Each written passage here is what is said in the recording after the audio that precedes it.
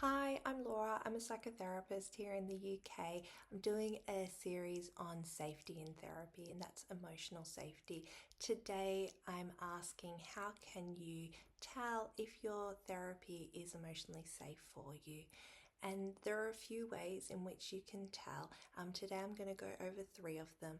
One is before your therapy session, are you looking forward to talking to your therapist about the things that are going on for you? Or are you feeling nervous about sharing them? And if you're looking forward to it, it might mean that you are sure that you're going to be greeted with unconditional positive regard and that it is safe for you to talk about whatever is on your mind in that session. If you're feeling anxious or nervous about it, it doesn't necessarily mean that your therapy is unsafe. It might mean that it's something that you haven't spoken to anyone else about before, and that it is anxiety inducing topic regardless of the relationship you have with your therapist. But it also might mean that you're concerned about the response your therapist might have to you. So if you notice that anxiety about it and it's not anxiety because what you're processing might be painful or that it's something that's it's quite scary to process, in that case, I would definitely be looking at the relationship with the therapist. And you can tell your therapist, I'm really nervous to share this with you, or I'm not sure how to say this to you, and just let them know what's going on for you. And that might give them the opportunity to help build that connection, to deepen your relationship with them, and to reassure you that they aren't going to judge you, that they're trying their best to empathize with you, and for you to receive and understand that empathy. Um, the next way that you could look at whether your therapy relationship is safe is examining the content that you've discussed in therapy. Has your therapist being able to talk to you about things that you haven't ever spoken to other people about before, or given you space to examine parts of yourself that maybe other people don't know about?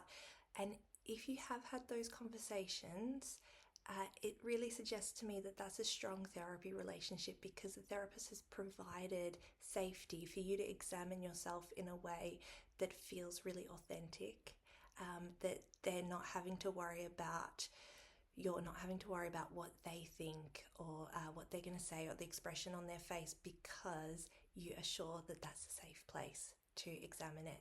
And some people go to therapy who don't have anything, that they've never spoken to anyone else about before. So you might not be able to gauge it on that. But that brings me to my third point, which is, have you ever had a therapy session where you wondered, was that the right response? I didn't feel comfortable about how my therapist reacted. And when you have those moments after therapy where you're actually thinking about the relationship, that indicates to me that there might have been a little bit of a fracture, and it's not a break in the relationship, it's just a question of doubt. And so, whenever there's a fracture, the fracture isn't what defines the relationship, it's always the repair that defines a relationship. So, in some clients' cases, they might be able to say, I'm not sure that you are really understanding what I'm saying, or they're able to clarify. They're able to say it wasn't that, and that's really great, because that means that relationship is safe, because they don't go out of the session thinking, I I don't think they got me there, because they were able in the moment to rectify, like, hang on, we're not on the same page. But if you aren't able to do that, that would indicate either that you were processing what you were talking about, and it was too difficult to add in the extra layer of, and I also don't think that they understand, and so you weren't able to address it in the moment, or that it wasn't safe to address it in the moment. And so if that's the case, then I would reflect myself about, how can I talk honestly with my therapist that I don't think they got it right in that moment, because therapists will want that feedback and they'll actually really enjoy getting to know what is it that is important for you. How can they make sure that they're the right therapist for you? And if they can't get there, because we're all humans and we have our own personal biases and we can work on them, but there will be moments where we get caught out and we can project our own things onto the situations and the conversations.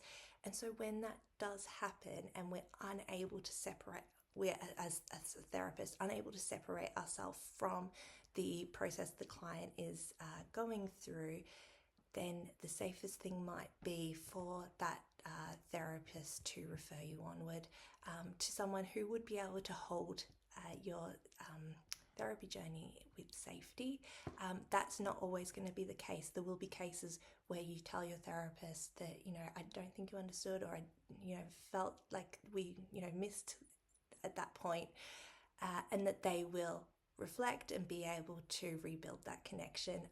So in summary, safety in therapy, it's really about being able to self-reflect, because someone who is a safe therapist for me might not be a safe therapist for you, because it's all about individual. And I'm not talking about unethical therapists here. I'm just talking about your emotional safety and your connection with your therapist. Obviously, if someone is unethical, they're going to be unsafe for any of their clients, and I would recommend that you get in touch with their membership body so that they can have some guidance to be able to improve their practice, or maybe not practice if they're unsafe. Thank you very much for listening.